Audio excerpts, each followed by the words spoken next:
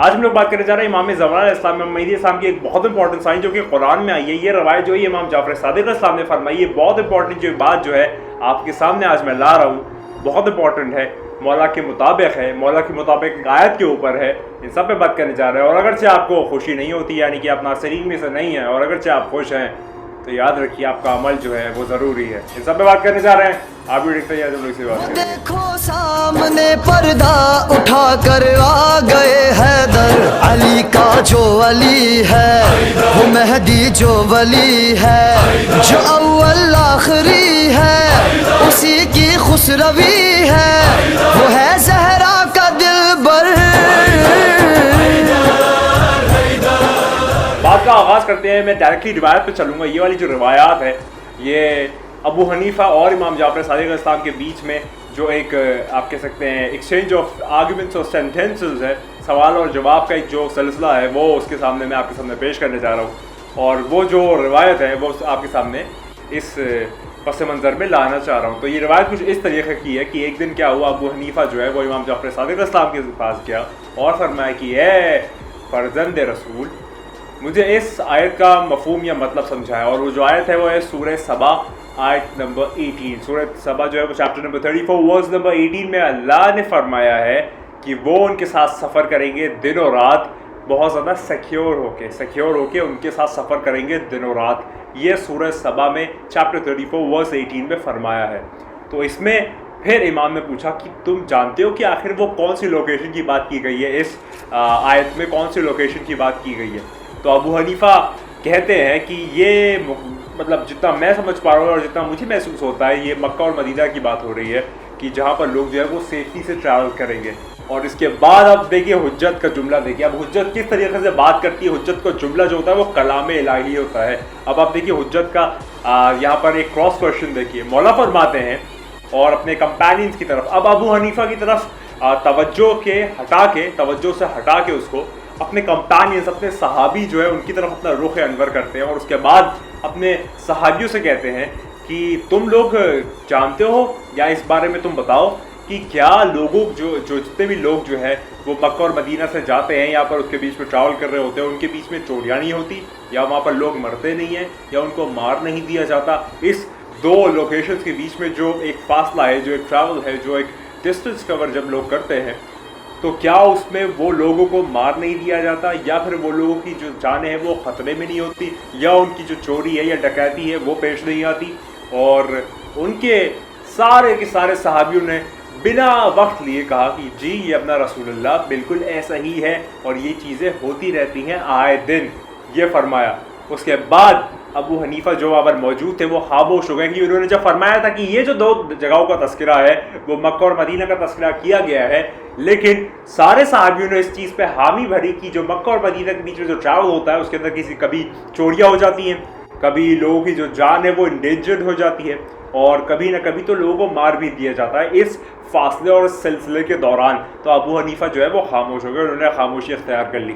उसके बाद अबू हनीफा से मौला ने एक और चीज़ पूछी कि अबू हनीफा अब तुम मुझे बताओ, अब मैं एक आयत पढ़ता हूँ, तुम मुझे इस आयत का पस मंज़र बताओ और इस आयत का शान नज़ूल बताओ, और बताओ कि आखिर ये किस रेफरेंस और किस ओकेजन पे कही गई है, किस लिए कही गई है। और वो जो आयत है वो है सूरह आले इमरान चैप्टर नंबर 3 वर्स नंबर 97 में अल्लाह ने फरमाया कि जो भी वहाँ पर इंटर कर जाएगा वो सिक्योर हो जाएगा, जो भी वहाँ पर चला जाएगा वो सिक्योर हो जाएगा। सिक्योर यानी कि सलामत हो जाएगा, उसकी सलामती हो जाएगी। अब मौला फरमाते हैं कि अब तुम बताओ कि आखिर यहाँ पर किस जगह का तस्करा किया गया, ये कौन सी जगह है कि जहाँ पर कोई शख्स इंटर कर जाएगा तो वो सिक्योर हो जाएगा, वो सलामत हो जाएगा, उसकी जान मान इज़्ज़त आबरू सारी चीज़ें सिक्योर हो जाएगी।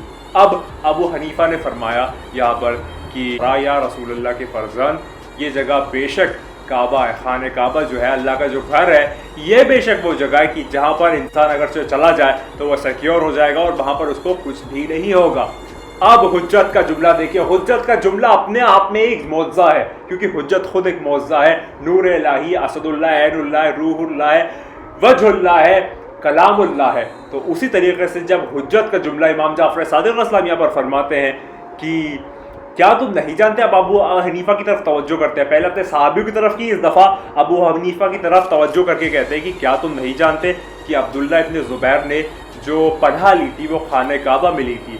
लेकिन उस ज़माने का जो एक पावरफुल पर्सन था, एक इम्पॉर्टेंट पर्सन था, हज्जाज बिन यूसुफ, उसने मंजरीन आप समझते हैं, कैटापल्स वो चीज़ होती है जिससे गुलेल की बड़ी गुलेल जिससे उठा के फेंका जाए पहले ज़मानों में, तो उसे मंजरीन कहते हैं। और हज्जाज बिन यूसुफ ने मंजरीन के ज़रिए जो बड़े बड़े पत्थर थे वो भिजवाए थे खाने काबा के ऊपर, और जिसकी वजह से जो इब्न ज़ुबैर है वो एलिमिनेट हो गया था, वो वहाँ पर इंतकाल या उसको एलिमिनेट कर दिया गया था, जिस भी सूरत हाल में हुआ हो, लेकिन वो एलिमिनेट हो गया था।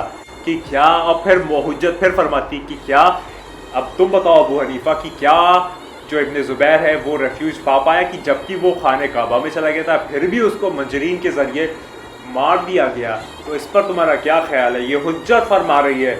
अब अबू हनीफा फिर खामोश हो गए और नीची नज़रों के साथ रवाना हो गए, क्योंकि जब हुज्जत बोलती है तो फ़कत हुज्जत बोलती है, जब वजुल्ला बोलता है ना तो फ़कत वजुल्ला बोलता है। उसके सामने किसी की जुर्रत मजाल नहीं कि उसके बातों का जवाब ला पाए या उसके आर्ग्यूमेंट्स को जवाब दे के, क्योंकि ये इमाम जाफर सादिक अलैहिस्सलाम 6th हुज्जत है जो उस वक्त मौजूद थी। उसके बाद फरमाते हैं अब जनाब अबू बकर हदमरानी जनाब अबू बकर हदमरानी उनके एक सहाबी हैं, वो फरमाते हैं कि मैं आप पे कुर्बान हो जाऊं या रसूलुल्लाह, मुझे आप बताएं कि आखिर इस 2 आयतों का असली शान नज़ूल क्या है, आखिर इसकी क्या रियल इंटरप्रिटेशन है, इसकी क्या मतलब है, और यहाँ पर किस चीज़ों को बताया गया है, दर्शाया गया है, आपको समझाया गया है। अब यहाँ पर हुज्जत पुकारती है और कहती है कि ए अबू बकर, अब तुमने सवाल किया है तो सुनो। ये एक स्पेशल अंदाज है हमारे मासूम का कि वो फरमाते हैं कि अब सवाल किया है तो सुनो। यहाँ पर मौला फरमाते हैं कि ए अबू बकर, जो लोग भी कायम आले मोहम्मद के साथ होंगे वो सिक्योर होंगे। जो लोग भी कायम आले मोहम्मद कौन है? हमारे ज़माने के मौला, हमारे आका और मौला इमाम ज़मान अलैहिस्सलाम, इमाम मेहदी अलैहिस्सलाम, यब्न ज़हरा, यूसुफ ज़हरा, नरगिस चश्मान, साहिबुज़्ज़मान अबा सोहले के साथ जो लोग भी होंगे वो सिक्योर होंगे।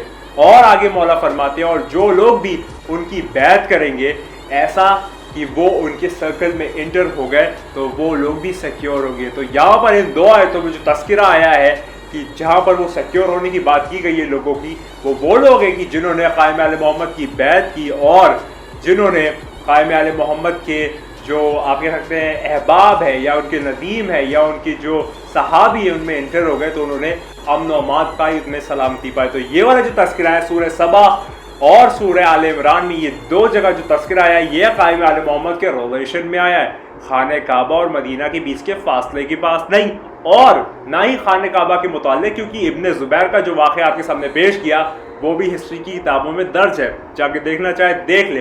तो खाने काबा में रेफ्यूज नहीं मिला और उसको मार दिया गया, और उसी तरीके से काफ़ी लोगों की जो आप कह सकते हैं जान और माल और इज़्ज़त और आबरू जो है वो खाने काबा और मतलब कि मक्का और मदीना के बीच में ये वाक़यात पेश आते रहते हैं रेगुलरली, उस ज़माने में भी इस ज़माने में भी। और इस मुताल्लिक़ कायम आले मोहम्मद के रिलेशन में ये जो 2 आयतें आई है ये इमाम जाफर सादिक ने वाज़े तौर पे पब्लिक के ऊपर आशना कर दी, बता दी। मैं हमेशा से क्यों कहता हूँ, और मैं ही नहीं, सारे के सारे जितने भी आशिकीन हैं असली मायने वाले वो यही फरमाएंगे कि कुरान फ़कत कायम आले मोहम्मद के जितने भी जद अमजद है, ये 14 के 14 मासूमीन है, ये कुरान समझा सकते हैं, कुरान बता सकते हैं, कुरान सिखा सकते हैं, कुरान दिखा सकते हैं, कुरान की इंटर मीनिंग बता सकते हैं। इसका जो ज़ाहिर और बातिन कुरान की पता नहीं कितनी मायने हैं, कितनी मीनिंग्स है, 7 लेयर्स में बना हुआ है, बहुत कुछ है। कुरान एक राज है, कुरान आतिशी है, कुरान आग है, गलत तरीके से हाथ डालोगे जला देगा। कुरान है, वाहिद किताब है, कुरान मजीद है, फुरकान हमीद है, बुरहान रशीद है, कुरान अफजल तरीन किताब है, इससे बढ़कर कुछ भी नहीं, क्योंकि अल्लाह की आखिरी किताब है जो कि डिवाइन रेवलेशन का कंप्लीशन है। और ये जिसके साथ आई है वो उलुल अज़्म पैगंबर है, वो खातमुन नबीन है, वो सरवर दो कायनात है, वो है कि जिसके नक्शे कदम पे पूरी की पूरी दुनिया जो है वो चलती है। और ये वो है जो जद अमजद कायम आले मोहम्मद का सरकार दो आलम सल्लल्लाहु अलैहि वसल्लम के साथ जो किताब आई वो कुरान मजीद है, वो बुरहान रशीद है, वो फुरकान हमीद है। तो क्यों कर और किस तरीके से फ़कत गैर मासूम जो है वो कैसे कोई कुरान की मीनिंग समझा दे, और अगर समझा दे तो फिर लड़ाई झगड़ा होता, फ़िरक़ाबाज़ी तो होती ही रहती है जो लोग भी समझाने की कोशिश करते हैं। तो याद रखिए कुरान फ़कत मोहम्मद और बल्कि और नहीं कहूँगा वाह, क्योंकि सलवात में आता है वाह मोहम्मद वाह आले मोहम्मद वाजुल फ़रजहू से समझे, क्योंकि इनके बगैर इनके बिना कुछ भी समझ में आने वालों में से नहीं है। मैंने आपका वाकया सारा पेश कर दिया, बता दिया, दिखा दिया, सुना दिया। बाद में कहने को ना हो कि हमें किसी ने बताया नहीं, दिखाया नहीं। ये सारी किताबों से जो एक्सट्रैक्ट है वो निकाल के आपके सामने पेश खिदमत कर रहा हूँ, पस मंज़र पे ला रहा हूँ, आपके सामने ये सारा पैगाम दे रहा हूँ, इसलिए कि अब वो आने वाला है, वो बहुत जल्द आने वाला है। वक्त करीब है, चीज़ें होती चली जा रही है, आप लोग सो रहे हैं या सा रहे हैं, क्या करें पता नहीं, लेकिन वो जो आने वाला है वो बहुत जल्द आने वाला है। तैयार हो जाए, होशियार हो जाए, इस बार पे बार बार एतबार हो जाए कि ज़हरा का बेटा आने वाला है। हमेशा की तरह एक ही बात कहूँगा, तू नहीं है, बस वही है। खुदा को याद करो यार, खुदा को याद करो। खुदा हाफिज़।